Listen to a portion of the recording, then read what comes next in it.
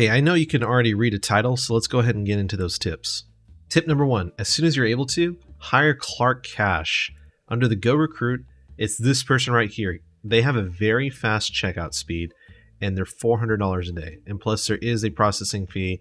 I believe it was like $2,000 something. But in any case, well worth the money. This person is able to handle all the checkout, and this frees you up to handle other things, restocking, organize, inventory counting, whatever it may be. This also helps a consistent cash flow and keeps the customers happy, thus bringing more people to your store. The $400 a day is well worth it. Tip number 2, this applies to your collection. So if you pull out your album, you can actually sort your album by pressing F if you're on the PC. And then by going to duplicates, you can actually see what cards that are duplicates. So if I were to pull this, there would still be one version of Lunite left. And the reason why this is so good is that if you want to keep a collection of cards, like to have at least a single of everything, this way you could sell all your duplicates and still keep at least one copy of that card. So that way your cards collected, the top still remain. And you can also do that for the Destiny series right here. You could see we have duplicates here. There was 2 left, so see how there's 5 here? We could pull up to 4, and then the last one will go away because it doesn't want to get rid of that duplicate. Tip number 3 is that storage racks actually have a front side, and this makes it easier for you to determine if you are lower on supplies. So see here, we can actually tell if we're low on supplies if we only have half boxes, if there is a box in the front missing. Same thing with full boxes. If there's a box in the front that's not there rather than a box in the back, that's how we know the supplies are low. You have to make sure that we move the storage racks correctly. So if it were like this, it's a bit harder to tell. I mean, we could tell easier, but you'd kind of have to look a bit harder. You know what I mean? Depending on what angle, you kind of have to get a little bit closer and spend a bit more time. Basically, every second's a minute in this game. We want to spend as little time as possible maximizing our efficiency. Having the storage racks face this way lets us know a lot quicker whether or not we need to restock our inventory. Tip number 4 is don't overextend yourself with shop expansions. The reason why I say this is that for every shop expansion that you do, it adds to your bills. It adds to your rent. Rent is accumulated each day depending on the size of the shop. So if you don't need to extend your shop for unnecessary reasons, like you don't have enough product to put out or whatever it may be, don't extend your shop, because otherwise you're just adding to your bills that you might not be able to pay, and you can make yourself actually lose the game because you can't keep up with bills. Now, if you have to have more space to put out more inventory or for more play tables, then by all means go ahead and do that. But do not overextend yourself unnecessarily, especially with how much these extensions are. I mean, the first few are pretty cheap, the next one's decent, but after that, it adds up. It can add up very quick.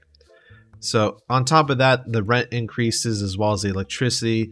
So just don't overextend yourself with shop expansions unnecessarily. Make sure that you're fully utilizing all the space that you have available before you expand your shop. Tip number 5 is have redundancies on your shelves. And this really applies to items that only have like 2 spots per shelf space.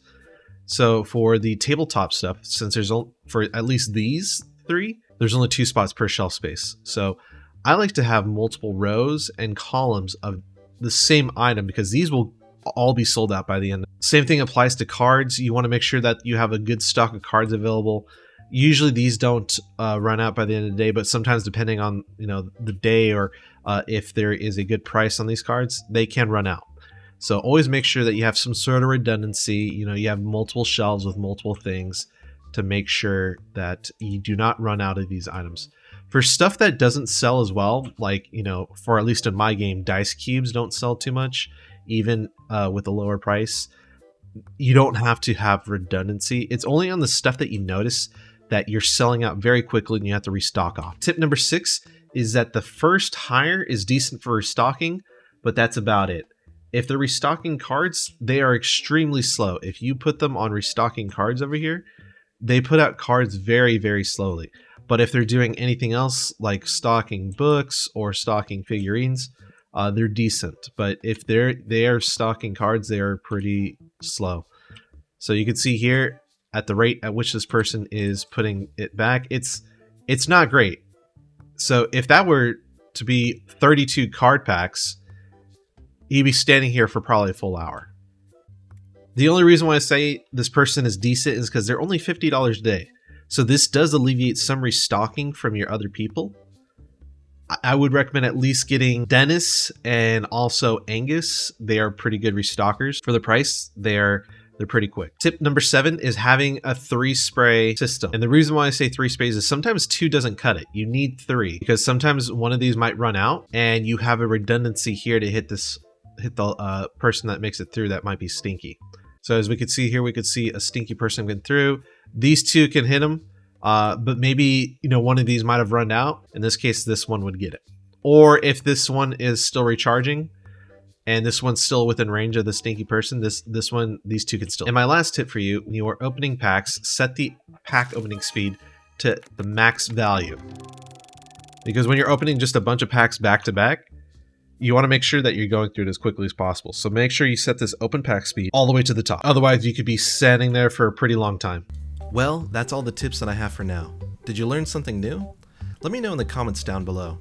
If you like this video, I'd greatly appreciate a like, and if you want to see more content like this, go ahead and give subscribe. It greatly helps the channel. And as always, I'll see you next time, and have a good one.